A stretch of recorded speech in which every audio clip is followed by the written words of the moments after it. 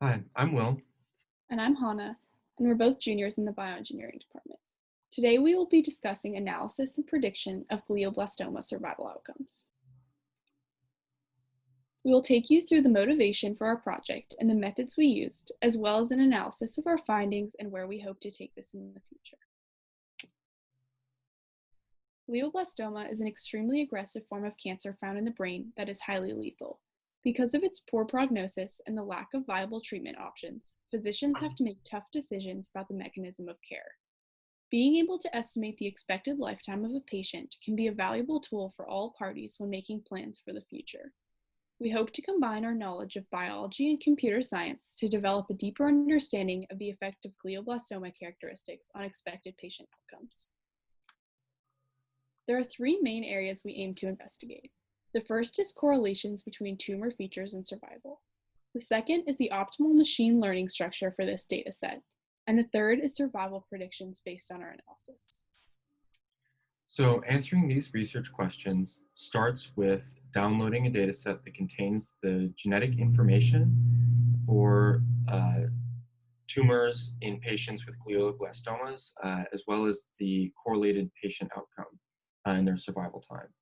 So the first analysis that we did was to determine these correlations between specific genes and the survival time for a patient. Further analysis was to create two neural networks, a regressor and classifier model, using the full genetic profile as the feature set.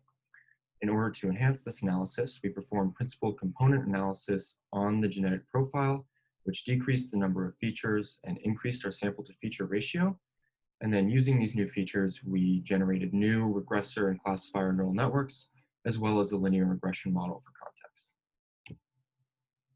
We found many connections between tumor characteristics and survival, one of which is molecular subtype, which has arisen as a way to provide better predictions for possible tumor evolution pathways and reasonable treatment options.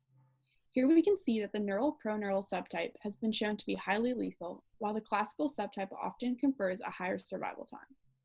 We also found significant correlations between survival time and 174 different genes. Listed on the right, you can see the 9 most significant. This data both supports previous studies regarding oncogenes and tumor suppressors and elucidates several genes that should be studied further in order to better understand their role in tumor development. In order to optimize the neural networks that we developed, we ran an optimization function to find the best number of neurons in each layer for a 2 hidden layer neural network. So in order to perform further analysis on these models and figure out which was the best one for our needs, we used mean squared error as a metric because it minimizes both variance and bias. So based on this, the best model was the classifier PCA, which had an extremely high accuracy, close to 100%, as well as a very low mean squared error, which means that it will be able to best predict the survival outcome of a patient. So from this analysis, we can see that both using just one gene and using the full genetic profile, we are able to estimate the survival outcome of a patient after diagnosis with glioblastoma.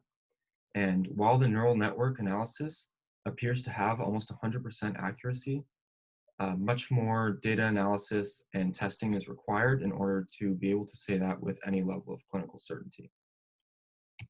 So the future work that we hope to do in this project is to reformat the data to ensure completely blind testing, which is challenging just because of the organization of the data set. The next step is to run the algorithm on a larger data set to increase the certainty of our predictions. And then the third step is to expand our analysis to more cancer types because this will give us a larger data set to work with and allow our model to be used to save or to improve the lives of more cancer patients. Thank you very much, and please let us know if you have any questions.